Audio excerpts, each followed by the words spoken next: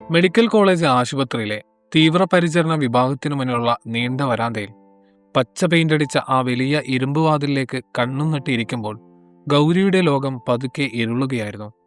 വാതിലിന് മുകളിലെ ചുവന്ന ബൾബ് മിന്നിത്തിളങ്ങുന്നുണ്ടായിരുന്നു. ഉള്ളിൽ പലതരം യന്ത്രങ്ങളുടെ ഇടവിട്ടിട്ടുള്ള ശബ്ദങ്ങൾക്കിടയിൽ അവളുടെ ജീവന്റെ പാതിയായിട്ടുള്ള 5 വയസ്സുകാരൻ കണ്ണൻ മരണത്തോട് മല്ലിടുകയാണ്. ഫിനോയിലിന്റെയും മരുന്നുകളുടെയും രൂക്ഷഗന്ധം ആ വരാന്തയിലെ തണുത്തുറഞ്ഞ കാറ്റിൽ തങ്ങി നിൽപ്പുണ്ടായിരുന്നു. അല്പം മുമ്പ് പുറത്തേക്ക് വന്ന സർജന്റെ വാക്കുകൾ അവളുടെ കാതുകളിൽ ഒരു ഇടിമുഴക്കം പോലെ ഇപ്പോഴും മുഴങ്ങുന്നുണ്ട്. തിടുക്കത്തിൽ കയ്യുറകൾ ഊരുന്നതിനിടയിൽ ഒരുതരം നിർവികാരതയോടെയാണ് അയാൾ ആ സത്യം പറഞ്ഞത്. കുട്ടിയുടെ നില വളരെ മോശമാണ്. നാളെ രാവിലെ 8 മണിക്ക് മുമ്പ് സർജറി നടന്നില്ലെങ്കിൽ ജീവൻ നിലനിർത്താൻ കഴിയില്ല. സർജറിക്കും ഐസിയുവിനുമായിട്ട് 5 ലക്ഷം രൂപയെങ്കിലും ഇന്ന് രാത്രി തന്നെ കൗണ്ടറിൽ കെട്ടിവെക്കണം. ആ വാക്കുകൾ കേട്ടപ്പോൾ മുതൽ ഗൗരിയുടെ ശരീരത്തിലെ ചോര ഉറഞ്ഞു പോകുന്നത് പോലെ അവൾക്ക് തോന്നി. ഭർത്താവ് മരിച്ചതിനു ശേഷം ഒരു ചെറിയ തയ്യൽ കടയിൽ ജോലി ചെയ്ത് മകനെ പോറ്റുന്ന അവൾക്ക് 5 ലക്ഷം രൂപയെന്നത് അപ്രാപ്യമായിട്ടുള്ള ഒരു സ്വപ്നം മാത്രമായിരുന്നു. കയ്യിലുണ്ടായിരുന്ന ചെറിയ സമ്പാദ്യവും ആകെ ഉണ്ടായിരുന്ന 2 സ്വർണവളകളും കഴിഞ്ഞ ഒരാഴ്ചത്തെ ചികിത്സക്കായി ഇതിനോടകം തന്നെ വെറ്റിത്തീർന്നിരുന്നു. മുഷിഞ്ഞ സാരിത്തലപ്പ് കൊണ്ട് മുഖത്തെ വിയർപ്പും കണ്ണുനീരും തുടച്ചുകൊണ്ട് അവൾ തന്റെ പഴയ ഫോൺ എടുത്ത് പരിചയമുള്ള എല്ലാവരെയും വിളിച്ചു തുടങ്ങി. ബന്ധുക്കളുടെയും നാട്ടുകാരുടെയും മുമ്പിൽ അവൾ തന്റെ ഗതികേട് പറഞ്ഞ് കേണു. ഫോണിന്റെ സ്ക്രീനിലെ വിള്ളലുകളിലൂടെ അവളുടെ കണ്ണുനീർ തുള്ളികൾ വീണുടയുന്നുണ്ടായിരുന്നു. ചിലർ ഫോൺ എടുക്കാൻ പോലും തയ്യാറായില്ല. മറ്റു ചിലർ നിസ്സഹായത നടിച്ചു. തങ്ങളുടെ കയ്യിൽ എവിടുന്ന് എടുക്കാനാണ്? ഈ കാലത്ത് 5 ലക്ഷം രൂപയൊക്കെ പെട്ടെന്ന് ചോദിച്ചാൽ ആര് തരാനാണ് എന്ന പതിവ് മറുപടികളിൽ അവളുടെ അവസാനത്തെ പ്രതീക്ഷകളും കൊഴിഞ്ഞു വീണു. പുറത്ത് മഴ പെയ്യാൻ തുടങ്ങിയിരുന്നു. ഇരുണ്ട ആകാശത്തു നിന്ന് പെയ്തിറങ്ങുന്ന മഴത്തുള്ളികൾക്ക് അവളുടെ ഉള്ളിലെ ഭയത്തിന്റെ അതേ തണുപ്പായിരുന്നു. ആശുപത്രിയിലെ ക്യാൻറ്റീനടുത്തുള്ള ഇരുളടഞ്ഞ മൂലയിൽ നിന്ന് അവസാനമായി ബാങ്കിൽ ജോലി ചെയ്യുന്ന തന്റെ അമ്മാവനെയും വിളിച്ച് അവൾ യാചിച്ചു നോക്കി. അവളുടെ വിറക്കുന്ന ശബ്ദം കേട്ട് അയാൾക്ക് ദേഷ്യമാണ് വന്നത്. നീ ഇങ്ങനെ കരഞ്ഞാൽ ഞാൻ എന്ത് ചെയ്യാനാണ്? എൻ്റെ മോളുടെ കല്യാണം വരാൻ പോവുകയാണ്. ബാങ്കിലുള്ള പൈസ എടുത്ത് നിനക്ക് തന്നാൽ നാളെ എൻ്റെ കാര്യം എന്താകുമെന്ന് ചോദിച്ച് അയാൾ ഫോണ് വെച്ചപ്പോൾ ആ ഫോണിൽ നിന്നുള്ള ഡയൽ ടോൺ ഒരു മരണമണി പോലെ ഗൗരിക്ക് തോന്നി. ഈ ഭൂമിയിൽ തനിക്കും തൻ്റെ കുഞ്ഞിനും ഇനി ആരുമില്ലെന്ന തിരിച്ചറിവ് അവളുടെ നെഞ്ചിനെ വരിഞ്ഞു മുറുക്കി. തളർന്ന കാലുകളുമായി അവൾ ആശുപത്രിയുടെ പുറത്തേക്ക് നടന്നു. എങ്ങോട്ടാണ് പോകുന്നതെന്ന് അവൾക്ക് തന്നെ അറിയില്ലായിരുന്നു. മഴ കനത്തു. റോഡരികിലെ അടഞ്ഞുകിടക്കുന്ന കടകളുടെ ബോർഡുകളിൽ നിന്നുള്ള വെളിച്ചം നനഞ്ഞ ടാർ റോഡിൽ ചിതറിക്കിടക്കുന്നു.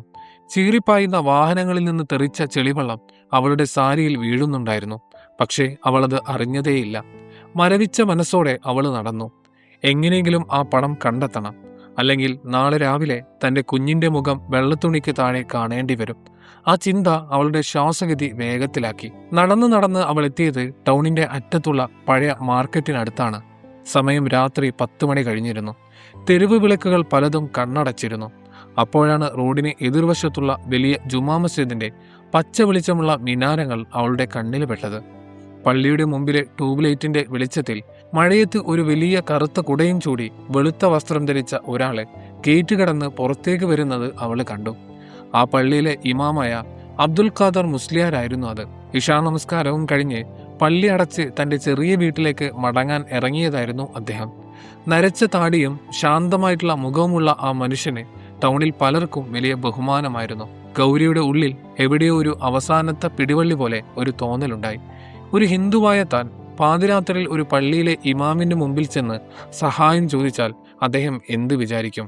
ജാതിയും മതവും നോക്കി അദ്ദേഹം തന്നെ തിരിച്ചയക്കുമോ എന്ന് അവളുടെ മനസ്സ് മന്ത്രിച്ചു. എന്നാൽ ഐസിയുവിൽ ശ്വാസമെടുക്കാൻ പാടുപെടുന്ന കണ്ണന്റെ വിളറിയ മുഖം ഓർമ്മ വന്നപ്പോൾ അവൾക്ക് മറ്റൊന്നും ചിന്തിക്കാൻ കഴിഞ്ഞില്ല.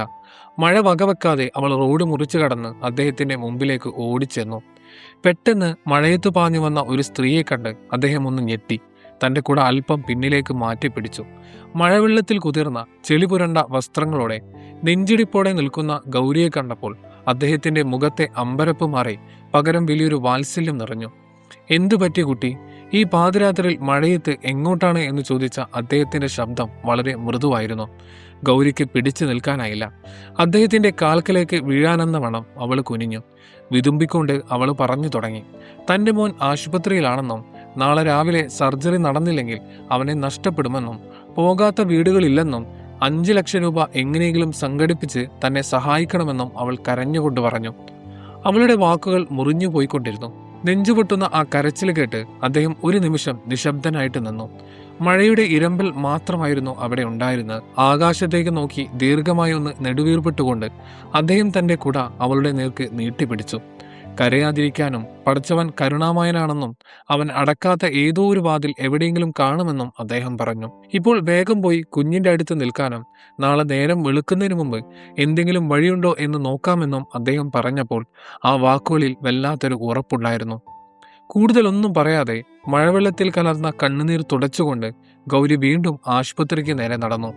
മനസ്സിൽ ഒരു നേരിയ പ്രതീക്ഷയുടെ വെളിച്ചം അപ്പോൾ മിന്നിത്തുടങ്ങിയിരുന്നു.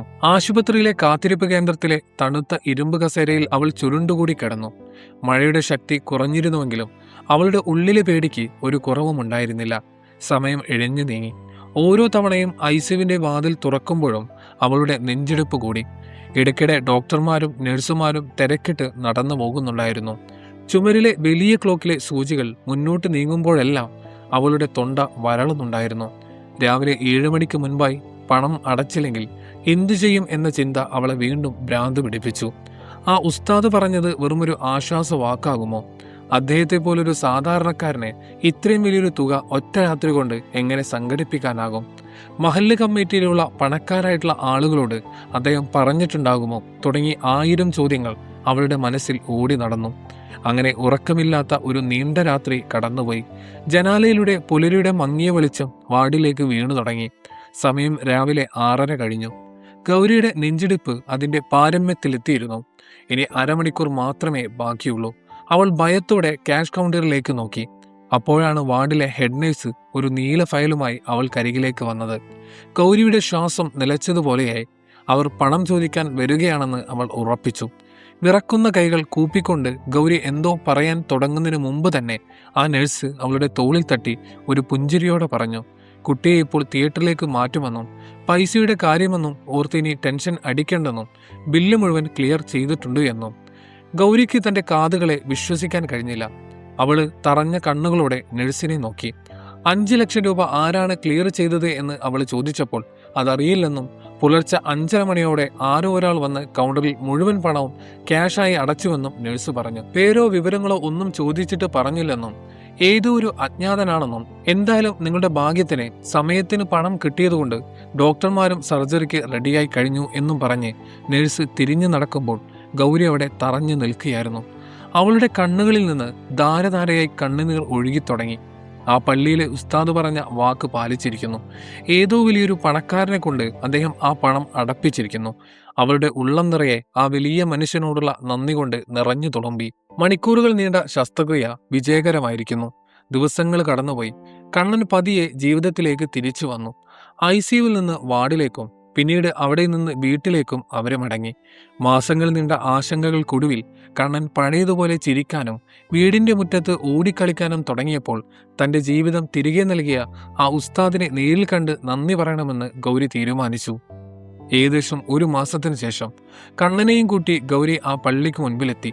കയ്യിൽ അദ്ദേഹത്തിന് നൽകാനായി വാങ്ങിയ ഒരു ചെറിയ പൊതി മധുര പലഹാരമുണ്ടായിരുന്നു. ഉച്ച കഴിഞ്ഞ സമയമായതിനാൽ പള്ളിയിൽ വലിയ തിരക്കുണ്ടായിരുന്നില്ല. പള്ളിയുടെ മതിലിനോട് ചേർന്ന് പഴയൊരു തകരഷെഡിൽ ചായക്കട നടത്തുന്ന മജീദക്കയോട് അവൾ ഉസ്താദിനെ കുറിച്ച് അന്വേഷിച്ചു. ഗൗരിയെയും കുട്ടിയെയും കണ്ടപ്പോൾ മജീദക്കയുടെ മുഖത്ത് വലിയൊരു വാത്സല്യം വിടർന്നു. തിളക്കുന്ന സമോവറിൽ നിന്നും കണ്ണെടുത്തുകൊണ്ട് അദ്ദേഹം പതുക്കെ ചോദിച്ചു, ഇത് ആ കുട്ടിയാണല്ലേ? സർജറിക്ക് കഴിഞ്ഞ് സുഖമായിട്ടിരിക്കുന്നോ എന്ന്. ഗൗരി അത്ഭുതത്തോടെ അദ്ദേഹത്തെ നോക്കി. ഉസ്താദ് ഇക്കയോട് തന്റെ കാര്യം പറഞ്ഞിരുന്നോ എന്ന് അവൾ ചോദിച്ചു. മജീദക്ക ഒരു നിമിഷം നിശബ്ദനായി. അദ്ദേഹം ഗൗരിയുടെ കണ്ണുകളിലേക്ക് നോക്കി. ആ നോട്ടത്തിൽ വല്ലാത്തൊരു സങ്കടം ഒളിച്ചിരിപ്പുണ്ടായിരുന്നു. ചുറ്റുമൊന്ന് നോക്കിയിട്ട് ശബ്ദം താഴ്ത്തി അദ്ദേഹം പറഞ്ഞു തുടങ്ങി, നീ വിചാരിക്കുന്നത് ആ പൈസ ഉസ്താദ് വല്ല മുതലാളിമാരോടും ചോദിച്ച് വാങ്ങിയതാണ് എന്നാണോ? ഈ നാട്ടുകാർക്കോ പള്ളി കമ്മിറ്റിക്കാർക്കോ ഒന്നും ഈ വിവരം അറിയില്ല എന്ന് പറഞ്ഞുകൊണ്ട് അദ്ദേഹം ആ രാത്രിയിലെ സത്യം വെളിപ്പെടുത്തി. അന്ന് രാത്രി പാതിരാത്രിക്ക് ഉസ്താദ് കൊടും മഴയത്ത് മജീദക്കയുടെ വീട്ടിലേക്കാണ് വന്നത്. മജീദക്കയുടെ അളിയൻ കുറച്ചു നാളായിട്ട് റോഡ് വക്കിലുള്ള ഒരു 5 സെന്റ് സ്ഥലം അന്വേഷിക്കുന്നുണ്ടായിരുന്നു. ഉസ്താദിന്റെ സ്വന്തം പേരിലുള്ള അദ്ദേഹത്തിന്റെ ബാപ്പ കൊടുത്തിട്ട് പോയ ഒരേയൊരു സമ്പാദ്യമാണ് ആ 5 സെന്റ് ഭൂമി. തന്റെ മോളുടെ അമീനയുടെ കല്യാണം നടത്താൻ വേണ്ടി ഉസ്താദ് വർഷങ്ങളായിട്ട് തൊടാതെ വെച്ചിരുന്നതാണ് ആ മണ്ണ്. അന്ന് രാത്രി ഒരു മുന്നറിയിപ്പുമില്ലാതെ പകുതി വിലക്ക് ആ സ്ഥലം അളിയന് എഴുതി കൊടുക്കാമെന്ന് പറഞ്ഞ് ഉസ്താദ് അഡ്വാൻസ് ആയിട്ട് വാങ്ങിയതാണ് ആ 5 ലക്ഷം രൂപ. ആ കാശും കൊണ്ടാണ് പുലർച്ചെ അദ്ദേഹം ആശുപത്രിയിൽ വന്ന് കുട്ടിയുടെ ബില്ലടച്ചത്. പെണ്ണിന്റെ വീട്ടുകാർക്ക് പെട്ടെന്ന് പൈസക്കൊരാവശ്യം വന്നതുകൊണ്ട് കല്യാണം തൽക്കാലത്തേക്ക് മാറ്റിവെക്കുകയാണെന്ന് ചെക്കൻ്റെ വീട്ടുകാരോട് ഉസ്താദ് നേരിട്ട് പോയി പറഞ്ഞു. സ്വന്തം മോളുടെ ജീവിതത്തിലെ ഏറ്റവും വലിയ സ്വപ്നം മാറ്റിവെച്ചിട്ടാണ് കുട്ടി അദ്ദേഹം നിന്റെ മോനെ ജീവൻ വാങ്ങിക്കൊടുത്തത് എന്ന് മജീദ് ക പറഞ്ഞു നിർത്തി. മജീദ് കയുടെ വാക്കുകൾ കേട്ട് ഗൗരിയുടെ ലോകം തലകീഴായിട്ട് മറിയുന്നത് പോലെ അവൾക്ക് തോന്നി. അവളുടെ വിറക്കുന്ന കയ്യിലിരുന്ന മധുര പലഹാരപ്പൊതി താഴെ ചെളിയിലേക്ക് വീണു. നെഞ്ചിലേക്ക് ഒരു വലിയ കല്ല് വന്ന് പതിച്ചതുപോലെ അവൾക്ക് ശ്വാസം മുട്ടി. ഗൗരിക്ക് പിന്നെ അവിടെ നിൽക്കാൻ കഴിഞ്ഞില്ല. അവളുടെ കണ്ണുകളിൽ നിന്ന് അണപൊട്ടി ഒഴുകിയ കണ്ണുനീർ അവളുടെ കാഴ്ചയെ മറച്ചു. മകന്റെ കയ്യും വലിച്ചു പിടിച്ച് അവൾ പള്ളിയുടെ പിറകിലുള്ള ആ ചെറിയ വീട് ലക്ഷ്യമാക്കി ഓടുകയായിരുന്നു. ചെളി നിറഞ്ഞ ഇടവഴിയിലൂടെ ഓടുമ്പോൾ അവളുടെ കാലുകൾ ഇടറുന്നുണ്ടായിരുന്നു. ശ്വാസം തൊണ്ടയിൽ കുരുങ്ങുന്നുണ്ടായിരുന്നു. തേക്കാത്ത ഇഷ്ടികകൾ കൊണ്ടുള്ള ആ ചെറിയ വീടിന്റെ മുറ്റത്തേക്ക് അവൾ ഓടിക്കയറുമ്പോൾ ഉസ്താദ് വരാന്തയിലെ ഒരു പഴയ ചാരുകസേരയിലിരുന്ന് എന്തോ ഒരു പുസ്തകം വായിക്കുകയായിരുന്നു. മുറ്റത്ത് അദ്ദേഹത്തിന്റെ മകൾ അമീന അടിച്ചുവാരി വൃത്തിയാക്കുന്നുണ്ടായിരുന്നു. കിതച്ചുകൊണ്ട് കണ്ണുനീരോടെ ഓടിവരുന്ന ഗൗരിയെ കണ്ടപ്പോൾ ഉസ്താദ് പുസ്തകം മടക്കി വെച്ച് എഴുന്നേറ്റു. ഗൗരി നേരെ ചെന്ന് അദ്ദേഹത്തിന്റെ കാൽക്കലേക്ക് വീണുപോയി. അവളുടെ ചുടു കണ്ണുനീർ വീണ് അദ്ദേഹത്തിന്റെ ചെരുപ്പുകളിലെ ചെളി അലിഞ്ഞില്ലാതാകുകയായിരുന്നു. എന്തിനാ ഉസ്താദെ എന്നോട് ഈ കടുങ്കൈ ചെയ്തത്? എന്റെ മോന് ജീവൻ കിട്ടാൻ വേണ്ടി സ്വന്തം മോളുടെ ജീവിതമാണല്ലോ ഉസ്താദെ നിങ്ങൾ ഇല്ലാതാക്കിയത് എന്ന് അവൾ പൊട്ടിക്കരഞ്ഞുകൊണ്ട് ചോദിച്ചു. ഉസ്താദ് വളരെ ശാന്തനായി താഴേക്ക് കുനിഞ്ഞ് അവളുടെ തോളിൽ പിടിച്ച് അവളെ എഴുന്നേൽപ്പിച്ചു. അദ്ദേഹത്തിന്റെ മുഖത്ത് ആ പഴയ പുഞ്ചിരി അതുപോലെ ഉണ്ടായിരുന്നു. യാതൊരു സങ്കടമോ നഷ്ടബോധമോ ഇല്ലാത്ത വളരെ പ്രകാശമുള്ള ഒരു പുഞ്ചിരി. എന്തിനാ കുട്ടി ഇങ്ങനെ കരയുന്നത് എന്ന് വളരെ മൃദുവായിട്ടുള്ള ശബ്ദത്തിൽ അദ്ദേഹം ചോദിച്ചു. ആ ഭൂമി അവിടെ കിടന്നാൽ അതിൽ കുറച്ച് കാട്ടുപുല്ല് മുളക്കും. ഇതിപ്പോ ഒരു ജീവനല്ലേ മുളച്ചത് എന്നും പടച്ചവൻ ജീവനുള്ള മനുഷ്യന്റെ ഉള്ളിലാണ് ഉള്ളത്, അല്ലാതെ ആ 5 സെന്റ് മണ്ണിലല്ല എന്നും അദ്ദേഹം പറഞ്ഞു. തന്റെ അമീനക്ക് പടച്ചവൻ വേറെ വഴി കാണിച്ചു കൊടുക്കുമെന്നും അവൾക്കിതിൽ യാതൊരു പരിഭവമില്ലെന്നും പറഞ്ഞ് അദ്ദേഹം അടുത്തു നിന്ന കണ്ണന്റെ തലയിൽ വാത്സല്യത്തോടെ തലോടി. ഇതൊന്നും ഓർത്ത് നീ സങ്കടപ്പെടേണ്ടെന്നും ഈ കുഞ്ഞ് വളർന്നു വലുതാകുമ്പോൾ അവനൊരു മനുഷ്യനാകണം എന്ന് മാത്രം പറഞ്ഞു കൊടുത്താൽ മതിയെന്നും ഇതാരോടും പറയണ്ട കുട്ടി, ഈ കുഞ്ഞിന്റെ ചിരി കാണാൻ കഴിഞ്ഞില്ലേ, എനിക്ക് അതുമാത്രം മതി എന്നും പറഞ്ഞുകൊണ്ട് അദ്ദേഹം വീണ്ടും ആ പഴയ പുസ്തകം തുറന്ന് വരാന്തയിലെ കസേരയിലേക്ക് തന്നെ ഇരുന്നു. ഗൗരി തന്റെ മകനെ നെഞ്ചോട് ചേർത്ത് പിടിച്ചു. അപ്പോഴേക്കും ആകാശം തെളിഞ്ഞ് മനോഹരമായിട്ടുള്ള ഒരു സൂര്യപ്രകാശം ആ ചെറിയ വീടിന്റെ മുറ്റത്തേക്ക് വീണിരുന്നു. ആ വെളിച്ചത്തിൽ ഉസ്താദിന്റെ മുഖത്ത് പ്രതിഫലിച്ച ശാന്തത ഗൗരി നോക്കി നിന്നു. കണ്ണന്റെ പിഞ്ചു കൈകളിൽ മുറുകെ പിടിച്ചുകൊണ്ട് ഗൗരി പതുക്കെ പടിയിറങ്ങി. ഇടവഴിയിലേക്ക് കടക്കുന്നതിന് മുമ്പ് അവൾ ഒരിക്കൽ കൂടി തിരിഞ്ഞു നോക്കി. തന്നെ സംബന്ധിച്ച് ലോകാവസാനമായിരുന്ന ഒരു വലിയ കാര്യം വെറുമൊരു പുൽക്കൊടിയുടെ ഭാരം പോലുമില്ലാതെ ചെയ്ത ആ മനുഷ്യൻ കാറ്റിലൊഴുകുന്ന തന്റെ താടിരോമങ്ങളെ വകഞ്ഞുമാറ്റി യാതൊന്നും സംഭവിക്കാത്തതുപോലെ ആ പഴയ പുസ്തകത്തിലേക്ക് നോക്കി ശാന്തമായി വായിക്കുകയായിരുന്നു. വിടർന്ന കണ്ണുകളോടെ തന്നെ നോക്കുന്ന കണ്ണന്റെ മുഖത്തേക്ക് നോക്കി ഗൗരി അവനെ ഒന്നുകൂടി ചേർത്ത് പിടിച്ച് നടന്നു തുടങ്ങി. അവൾ നടന്നു പോകുന്ന വഴികളിലെല്ലാം ആ ചെറിയ വീടിന്റെ വരാന്തിൽ നിന്നുള്ള വെളിച്ചം പരക്കുന്നുണ്ടായിരുന്നു.